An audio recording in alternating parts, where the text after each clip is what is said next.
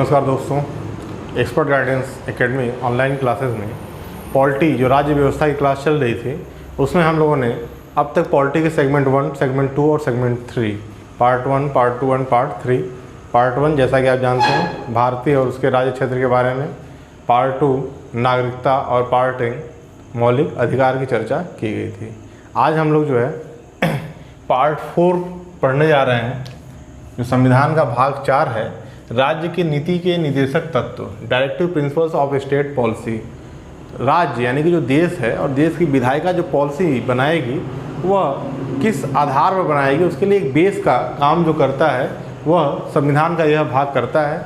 अगर हम इसके कॉन्स्टिट्यूशन संवैधानिक प्रावधानों के प्रोविजंस की बात करें तो यह भाग 4 में दिया हुआ है, पार्ट 4 में दिया हुआ है और इसके अंतर्गत अनुच्छेद 36 से लेकर अनुच्छेद 51 तक आते हैं।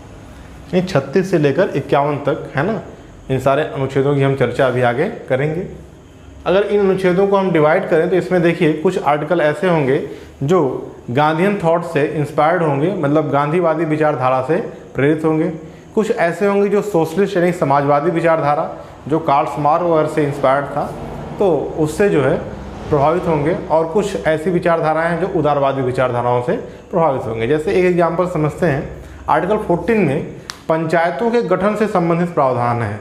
जो लोकल बॉडीज हैं, जो लोकल सरकार है, आप जानते हैं जैसा कि हमारे देश में त्रिस्तरीय सरकार है, पहले उच्च स्तर पर केंद्र सरकार, फिर स्टेट में आप देखिए राज्य सरकारें हैं और सबसे लास्ट में गांव की जो पंचायत सरकार है, यानी 3 स्तर पर सरकारें हैं।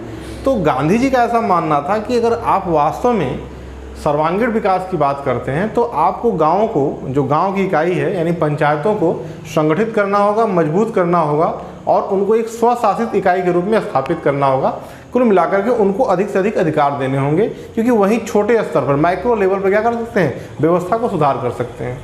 तो जब देश आज़ाद हुआ तो इस समय देश की जो स्थिति थी है ना, इकोनॉमिकल रूप से इतनी स्ट्रांग नहीं थी कि ये सारे प्रावधान किए जा सकें, लेकिन समय समय पर धीरे धीरे पंचायतों को मजबूत किया गया और फाइनली आप देखेंगे कि संवैधानिक प्रावधान है ना, आर्टिकल 243 को ऐड करते हुए उसमें जो है क्या पंचायतों के गठन की पूरी बात की गई, एक अलग से संविधान का जो है भाग उसमें जोड़ा गया और सारी व्यवस्था की गई। और वर्तमान समय भी आप देखिए सरकार धीरे धीरे पंचायतों क्या कर रही है, मजबूत कर रही है। जैसे वित्त आयोग से मिलने वाली धनराशि में आप देखिए 14वें वित्त आयोग की रिपोर्ट के बाद से इतने सारे पैसे पंचायतों में आ रहे हैं काम के लिए। तो ये कहीं ना कहीं अब ये चीज़ें कहाँ से इंस्पायर्ड है, तो एक गांधीयन विचारधारा जो था आर्टिकल 40 में उससे प्रेरित है। या फिर अगर आप देखें आर्टिकल 43A में क्या है, किसी भी उद्योगों के प्रबंध में है ना मजदूरों की भागीदारी, तो ये भी गांधीयन विचारधारा है। ठीक, और अभी आप देखिए जैसे यूनिफॉर्म सिविल कोड की बात की गई, एक समान नागरिक संहिता जिसके तहत आप मुस्लिम में जो 3 तलाक था उसको एबॉलिश किया गया, समाप्त किया गया उस व्यवस्था को, और मुस्लिम महिलाओं को भी, और एक न्यायिक प्रक्रिया के तहत जो है क्या है, अपने पति से अलग होने का जो अधिकार है उस तरह की व्यवस्था की गई। उनको भी कंपनसेशन वगैरह, केवल तलाक कहने से तलाक नहीं होगा। अब अगर इसकी बात करें तो ये कहाँ से प्रेरित है, तो ये आपके उदारवादी विचारधारा आर्टिकल 44 में है, एक समान नागरिक संहिता मतलब पूरे देश के लोगों के लिए होना चाहिए। तो इस तरीके से भी हम इसको डिस्कस करेंगे आगे, तो एक एक प्रावधान आपको मिलेंगे। अगर हम DPSP की बात करें तो ये जो डायरेक्टिव प्रिंसिपल है यह न्यायालय के द्वारा प्रवर्तनीय नहीं है, मतलब राज्य जो है यानी जो सरकार है वह बाध्य नहीं है जितनी बातें इसमें लिखी उसको करने के लिए। हाँ, सरकार समय समय पर ऐसे नियम कानून बनाएगी कि वो जो इससे क्या होंगे, प्रेरित होंगे और इसके प्रावधानों को कुल मिलाकर के ऐसा करने के पीछे अगर हम मोटिव को समझें, उद्देश्य को समझें, तो आप देखेंगे जब देश आज़ाद हुआ तो देश क्या था, कमज़ोर था। कमज़ोर इन द सेंस कि आर्थिक संसाधन जो थे देश के पास वो इतने ज़्यादा नहीं थे कि हम सबको जो है समान अधिकार मतलब हर तरीके का दे पाएँ, मतलब सबको रोजगार दे सकें, ठीक, सबको जो है भोजन की सुविधा उपलब्ध करा सकें, सबको मुफ्त शिक्षा दे सकें। ठीक, तो इसको इसमें डाल दिया गया, DPSP में डाल दिया गया। अगर आप देखें इसके बारे में, DPSP के बारे में, तो ग्रेनविल आश्रम महोदय कहते भी, यहाँ पे लिखा हुआ है कि निदेशक तत्व सामाजिक क्रांति के उद्देश्यों को प्राप्त करने के माध्यम है। जो सोशल रिवोल्यूशन था, जो सामाजिक क्रांतियां थीं, ठीक, उसको प्राप्त करने का एक मीडियम, एक माध्यम के रूप में क्या करता है, DPSP काम करता है। ठीक, तो धीरे धीरे जैसे जैसे स्टेट स्ट्रांग होते गए, देश मजबूत होता गया, आर्थिक संसाधन बढ़ते गए, तो उसने देखिए अपने लोगों की कितनी सारी सुविधाएं। अभी आप देखिए फ्री में जो है क्या है, पूरा फूड सप्लाई किया जा रहा है ना, खाद्य पदार्थ बांटा जा रहा है, बहुत सारी सब्सिडी व्यवस्था लाई गई है ना। लेकिन शुरू में ऐसा नहीं कर सकते थे तो नहीं किए, तो ये समझना पड़ेगा आपको। तो इसके लिए बहुत ज़्यादा जो है इसको वैसा बनाया गया कि आप इसको ऐसा नहीं कि आप जा करके न्यायालय में क्लेम कर सके सर DPSP में लिखा हुआ है और हमें ये चीज़ नहीं मिल रहा है। ठीक, प्रावधान उसमें है कि भाई जैसे समान कार्य के लिए समान वेतन, लेकिन अभी भी देखिए क्या बहुत सारी विषमताएं हैं, तो धीरे धीरे इसको लागू किया जाएगा। तो एक बात याद रखिए, न्यायालय द्वारा प्रवर्तनीय नहीं है। बाकी इसके उद्देश्यों को और ढंग से समझते हैं। पहली चीज़ यहाँ पे लिखा हुआ है कि यह किस पर आधारित है। तो देखिए जो प्रस्तावना में हमारा वर्ड था, सामाजिक आर्थिक राजनीतिक न्याय और स्वतंत्रता, समानता और बंधुत्व की भावना पर क्या है, यह आधारित है। कौन? राज्य के नीति निर्देशक। इसको शॉर्ट में हम लोग DPSP बोलते हैं, directive principle of state policy. ठीक है ना, DPSP ऐसे आप याद रखेंगे तो आपको याद रहेगा। भाग 4 संविधान का आर्टिकल 36 से लेकर 51 तक। आर्टिकल 34 अगेन स्टेट की डेफिनेशन को देगा कि राज्य कौन है, क्योंकि यहाँ पर राज्य की बात की जाएगी, है ना। जैसे आर्टिकल 12 में मौलिक अधिकारों में राज्य की बात की गई थी। इसका उद्देश्य क्या है, तो ये बात आप याद रखिए, क्वेश्चन में बार बार पूछा जाता है। लोक कल्याणकारी राज्य की स्थापना करना, है ना, लोक कल्याणकारी वेलफेयर स्टेट को इस्टेब्लिश करना, इसका क्या मेन मोटिव है। लोक कल्याण, लोग माने लोगों के कल्याण वाली जो सरकारें होती हैं, मतलब ऐसा स्टेट हो जो लोगों के बारे में, जन के हित के बारे में सोचे, नहीं जनहित के बारे में सोचे। ठीक, तो ये इसका क्या उद्देश्य है। बाकी अगर आप देखें इसके महत्व को देखें तो यह सरकार के लिए क्या है, एक पथ प्रदर्शक के रूप में रास्ता दिखलाती कि सरकार कैसे पॉलिसी को बनाए, कैसे अपने रूल्स को गवर्न करे, अपनी सरकार को चलाए, उसके लिए क्या है, पथ प्रदर्शक का काम करता है, रास्ता दिखाने का काम करता है। कौन? DPSP।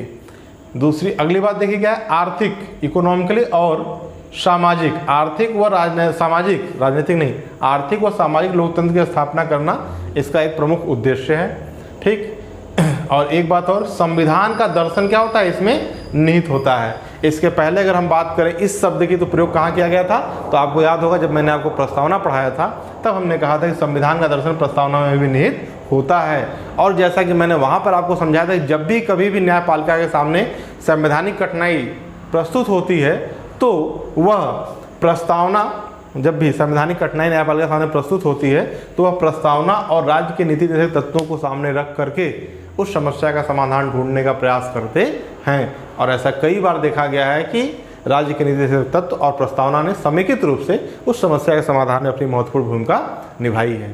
ठीक, तो संविधान को समझने के लिए, क्योंकि इसके जो फिलॉसफी है, जो दर्शन है, वो क्या है, DPSP में निहित है, समाहित है। ठीक, अगर इसके बारे में हम निर्देशक तत्वों के संबंधों में विचारों को देखें तो ग्रेनविल ऑस्टिन, जैसा कि हमने अभी आपको पहले बताया, इन्होंने कहा कि जो सामाजिक क्रांति के उद्देश्य थे, स्वतंत्रता, समानता और बंधुत्व। ठीक, आप देखेंगे पूरे यूरोप में सामाजिक क्रांति हुई, भारत में सामाजिक क्रांति हुई, है ना। ठीक, और भारत में हालांकि सामाजिक क्रांति देखिए उस लेवल तक का नहीं था, क्योंकि जब लोगों में जागरूकता आई तो उसके पहले हम क्या थे, गुलाम थे। तो हम तो राजनीतिक स्वतंत्रता के लिए ही लड़ते रहे, है ना। और फिर समय समय पे हमारे राज्य ने ऐसी व्यवस्था की, हमारे यहाँ अभी तक कोई सोशल रिवोल्यूशन का बहुत बड़ा एग्जाम्पल नहीं मिलता। लेकिन बाकी आप यूरोप में देखें तो पश्चिमी देशों में सामाजिक क्रांति हुई, फ्रांसीसी क्रांति से इसकी शुरुआत मानी जाती है। तो ग्रेनविल ऑस्टिन वही कहते हैं कि जो सामाजिक क्रांति के उद्देश्य थे, कुल मिलाकर सबको समान अधिकार देना, है ना। और हम लोगों ने देखिए जब जैसे ही राजनीतिक स्वतंत्रता हमें प्राप्त होती है तो बहुत सारे कॉन्स्टिट्यूशन में हमने पहले से ही अनुभवों से सीखते हुए, जैसे आप देखेंगे कि मताधिकार सबको दिया गया, है ना। जो भी 18+ लोग थे, शुरू में 20 था, बाद में 18 हो गया, तो उन सबको वहाँ पे बिना कोई भेदभाव किए, गोरा काला, जैसा कि अमेरिका में था या फिर जो आपकी गल्फ कंट्री में है कि नहीं महिलाओं को नहीं मिलना है, अभी कुछ महिलाओं को अभी कई देशों में मिल रहा है। तो हमारे यहाँ ऐसा नहीं था, कोई भेदभाव नहीं किया गया। एक व्यक्ति एक वोट, एक नागरिक एक वोट के बराबर करके उसको जो है मताधिकार दिया गया। तो यहाँ कोई ऐसा भेदभाव पहले से नहीं था, इसलिए सामाजिक क्रांति कोई बहुत बड़ी देखने को नहीं मिलती है। फिर भी जो सामाजिक क्रांति के उद्देश्य थे, समानता, बंधुत्व और भ्रातृत्व का जो कॉन्सेप्ट था स्वतंत्रता का, उसको प्राप्त करने का है ना माध्यम होता है। आगे कि राज्य प्राधिकारियों हेतु शैक्षिक महत्व है। DPSP से जो राज्य के प्राधिकारी क्या कर सकते हैं, सीख सकते हैं, शिक्षा ग्रहण कर सकते हैं, शैक्षिक महत्व का विषय। ऐसा कौन कहते हैं, हमारे संवैधानिक सलाहकार थे BN राव महोदय, है ना। संवैधानिक सलाहकार के रूप में कौन थे, BN राव महोदय। ठीक, तो कानूनी सलाहकार थे, मतलब संविधान सभा में जब संविधान, तो BN राव, तो इन्होंने ऐसा कहा इसके बारे में। ठीक, बाकी अगर देखा जाए तो DPSP के बारे में बाबा साहब यानी कि भीमराव अंबेडकर, इनका भी एक महत्वपूर्ण कथन है।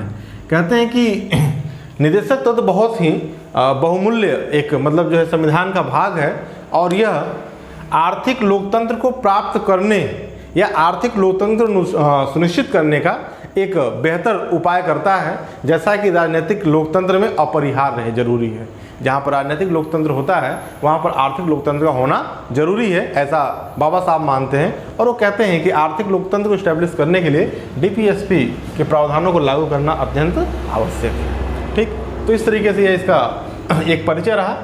एक बात याद रखें, 36 से 51 तक। अब हम इसको 3 पार्ट में डिवाइड करके पढ़ेंगे। इसकी कुछ विचारधाराएँ ऐसी हैं जो गांधी जी की विचारधारा से प्रेरित हैं, कुछ समाजवादी और कुछ उदारवादी। तो उन्हीं 3 पार्टों में करके पढ़ेंगे, बाकी एक एक प्रोविजंस को ढंग से समझेंगे और उसका कहाँ कहाँ कैसे कैसे क्या क्या यूज है उसके बारे में समझेंगे। तो पहले आप इसको नोट कर लेंगे, यहाँ से 1-2 प्रश्न आपको एग्जाम में जरूर मिल जाएंगे। आइए इस भाग के अनुच्छेदों को समझते हैं। सबसे पहले आर्टिकल 36 ज़्यादा इंपॉर्टेंट नहीं है, बस स्टेट की डेफिनेशन इसमें ही है। ठीक, डीपीएसपी के संदर्भ में स्टेट क्या होगा उसकी परिभाषा दी गई है, तो ऐसा आप याद रखेंगे। और आर्टिकल 37 बताता है कि जो डीपीएसपी के प्रावधान है वह न्यायालय द्वारा इनफोर्सिएबल यानी कि प्रवर्तनीय नहीं है, लेकिन प्रवर्तनीय न होते हुए भी देश के शासन में से क्या है, मूलभूत माना गया है तथा विधि बनाने में इन सिद्धांतों को लागू करना राज्य की क्या होगी, ड्यूटी होगी। ठीक, तो स्टेट की ड्यूटी को क्या करता है, तय करता है। यहाँ पर कई सारे डिबेट आए, जैसे चंपक राजन विवाद था एक, तो इस मामले में बताया गया कि भाई डीपीएसपी जो है इसको फंडामेंटल राइट्स के ऊपर मान लिया गया था। ठीक, और फाइनली कुल मिलाकर इसमें आप याद रखें जो केशवानंद भारती का एक केस था उसमें बताया गया, देखिए जो डीपीएसपी हैं यानी जो राज्य के नीति तत्व हैं और जो मौलिक अधिकार हैं यह एक दूसरे क्या हैं, पूरक हैं, न कि विरोधी। मतलब दोनों मिल करके एक बनाते हैं, व्यक्ति के अधिकार को सुनिश्चित करते हैं, उसको शोषण से बचाते हैं और राज्य को कल्याणकारी बनाते हैं। ठीक, और ये देखिए जो भूमि विवाद आया था, जो संपत्ति का अधिकार जब उसको एबॉलिश किया गया था, तो कहीं ना कहीं वो डीपीएसपी का है ना अपोज था, तो उसी संबंधित विवाद था। ज़्यादा इसके बारे में डेप्थ में यहाँ पे पढ़ने की आवश्यकता आपको नहीं है, है ना। अब आर्टिकल 38 जहाँ से आपका स्टार्ट हो जाता है, इसके प्रावधान मेनली राज्य ऐसी व्यवस्था बनाएगा जिसमें सामाजिक, आर्थिक, राजनीतिक और न्याय सभी संस्थाओं में सुनिश्चित हो। ठीक, राज्य ऐसी व्यवस्था बनाएगा जहाँ पर कैसा न्याय, सामाजिक, आर्थिक और राजनीतिक न्याय सभी संस्थाओं में, जितनी भी सरकारी संस्थाएं हैं सब में क्या हो, सामाजिक, आर्थिक और राजनीतिक न्याय सुनिश्चित हो। ठीक, किसी वजह अन्याय न हो। फिर आगे है कि अच्छा अगर देखें तो यह किस विचारधारा से प्रेरित है, तो यह समाजवादी विचारधारा से प्रेरित है, समाजवादी विचारधारा से प्रेरित है। व्यक्तिगत, क्षेत्रीय और वर्गीय स्तर की विषमताएं कम करना, जो व्यक्तिगत स्तर पर, लोगों के स्तर पर है, व्यक्ति के स्तर पे है, क्षेत्र के स्तर पर है और वर्ग के स्तर पर है ना। ठीक, मध्यम वर्ग, उच्च वर्ग, निम्न वर्ग, ऐसी विषमताओं को कम करना, समाप्त करना नहीं है, कम करिए, इसको रिड्यूस करने का प्रयास करिए। कौन करेगा, स्टेट करेगा, है ना। ठीक, उन पर टैक्स लगाएगा, बाउंडेशन लगाएगा, जो क्या है उच्च वर्ग के लोग हैं, जो पूंजीपति लोग हैं। जो गरीब लोग हैं उनको क्या करेगा, सपोर्टिव सिस्टम के तहत उनको सब्सिडी प्रोवाइड कराना, बाकी फूड सप्लीमेंट प्रोवाइड कराना, ये सारी व्यवस्था करेगा, ताकि इनके बीच के अंतर को क्या किया जाए, पाटा जा सके, है ना, कम किया जा सके। तथा प्रतिष्ठा और अवसर की समानता को स्थापित करना, ये स्टेट की क्या है, ड्यूटी है। ठीक, आर्टिकल 39 की बात करते हैं। ये दोनों जो प्रावधान है वह समाजवादी विचारधारा से प्रेरित हैं। ठीक है ना, सोशलिस्ट माइंड प्रोसेस से हैं। आर्टिकल 39 की यदि हम बात करें तो यहाँ दिया है कि इस ये देखिए 39, इसको याद कैसे करते हैं, 3 और 9 कितना होता है, 12, यानी कि इसको हिंदी में बोलते हैं 12 मतलब बराबर। तो इसमें सब बराबरी की बात की जाएगी, है कि नहीं। ठीक, तो स्त्री पुरुष सभी नागरिकों को आजीविका के पर्याप्त साधन प्राप्त करने का अधिकार। ठीक, स्त्री हो चाहे पुरुष हो, उनको सभी को क्या है, रोजगार प्राप्त करने का अधिकार है। फाइनली बहुत ज़्यादा चर्चा है इस पर, और आप देखिए कि जो है बेरोजगारी है ना बढ़ती आ रही भारत में, तो उससे संबंधित यहाँ से प्रश्न आपसे पूछा जा सकता है कि आजीविका की चर्चा है ना डीपीएसपी के किस आर्टिकल में, 39A में। ठीक, आर्टिकल 39B क्या करता है, ये देखिए 6 खंडों में ना, ABCDEF तक। ठीक, समुदाय के भौतिक संसाधन जो भी हैं, जो सामुदायिक हैं, उस पर क्या है, उसका उचित वितरण हो, उसका सब लोग लाभ उठाएं और सबका क्या हो, उस पर स्वामित्व को सुनिश्चित किया जाए। ठीक, कोई एक ही व्यक्ति उसके ऊपर अधिकार करके न बैठा रहे। उत्पादन के साधनों का विकेंद्रीकरण, जो प्रोडक्शंस के रिसोर्स है उनका क्या हो, डिसेंट्रलाइजेशन हो, एक ही व्यक्ति उस पर कब्जा करके न बैठा हो। ठीक, तो विकेंद्रीकरण हो, है ना। स्त्री व पुरुष के लिए समान कार्य समान वेतन, सब बराबरी की बात की गई कुल मिलाकर के, आप ऐसे समझ लेंगे। और यह सब अगर आप देखें तो क्या है, समाजवादी विचारधारा से प्रेरित है, क्योंकि समाजवाद क्या करता है, कम्युनिटी की बात करता है, व्यक्ति की बात नहीं करता, स्वामित्व को डिस्ट्रीब्यूट करने की बात करता है ना। तो अगर आप समाजवादी विचारधारा थोड़ा बहुत पढ़े होंगे तो आप इन चीज़ों को अच्छे से समझ पा रहे होंगे। ठीक, आगे हम बात करें आर्टिकल 39E की। तो यहाँ पर है कि भाई नागरिक कोई भी ऐसा ना हो जिसको क्या है, विवश किया जा सके। तो यहाँ पर बात कही है कि आवश्यकता से विवश होकर नागरिकों को ऐसे रोजगारों में न जाना पड़े जो उनकी आयु अथवा शक्ति के अनुकूल न हो। और ऐसी व्यवस्था कौन करेगा, राज्य ऐसी व्यवस्था करे। ठीक, कि ऐसी परिस्थितियाँ किसी भी बालक के सामने, किसी व्यक्ति के सामने न आए। आर्टिकल 39F में कहता है कि बालकों को स्वतंत्र और गरिमामय वातावरण में स्वास्थ्य विकास के अवसर और सुविधाएं भी क्या करी जाए, प्रोवाइड कराई जाए, यानी कि दी जाए, है ना। बालकों को स्वतंत्र और गरिमामय वातावरण में स्वास्थ्य विकास, उनका हेल्थ डेवलपमेंट के लिए क्या किया जाए, अवसर और सुविधाएं दी जाए। देखिए जैसे छोटे बच्चों के लिए जैसे मान लीजिए जब भी बेबी बॉर्न होता है ना, तो जो नवजात शिशु होता है, ठीक, मॉडल बेबी होता है, तो उसके लिए क्या करता है गवर्नमेंट कैश के रूप में 6,000-8,000 रुपये देते हैं। बाकी आप देखेंगे जो आपकी गवर्नमेंट हॉस्पिटल्स हैं वहाँ से बहुत सारे सप्लीमेंट्स दिए जाते हैं। कहीं भी आप अगर इंस्टीट्यूशनल डिलीवरी कराते हैं, संस्थानिक अगर मान लीजिए बच्चा पैदा होता है, ठीक, तो संस्थानिक मतलब ऐसा नहीं कि हॉस्पिटल में ही हो, घर पे भी हो, लेकिन किसी डॉक्टर की देख रेख में होगा तो उसे इंस्टीट्यूशनल बोल देते हैं, संस्थान या आशा जो आपकी है ना लेडी वर्कर, तो वहाँ पर अगर ऐसा हो तो उनको प्रोवाइड किया जाता है कैश वगैरह, ऐसी व्यवस्था सरकार ने कर रखी है। और बहुत सारी चीज़ें हैं जो फ्री में मिलती हैं, आंगनबाड़ी केंद्रों से बहुत सारी चीज़ें मिलती हैं, तो वो सब यहीं से इंस्पायर्ड है 39F से। ठीक, इसके बाद हालांकि यह जो था ये बाद में जोड़ा गया है ना 42वें संविधान संशोधन से, और ये 39A जो अपने आप में इससे अलग आर्टिकल है, 39A कैपिटल ए है ना, तो ये एक अलग आर्टिकल है। ये सब जो है 42वें अमेंडमेंट से जोड़ा गया है। ठीक, फिर कहता है कि समान अवसर के आधार पर न्याय देना। ठीक, जो न्यायपालिका है वो उसके संबंध में ये है कि समान अवसर के आधार पर न्याय देना तथा निःशुल्क कानूनी सहायता उपलब्ध कराना, ताकि ऐसा न हो कि किसी गरीब जो है, कोई भी गरीब व्यक्ति न्याय से वंचित न रह जाए। ऐसी व्यवस्था राज्य को करनी चाहिए, स्टेट को करनी चाहिए।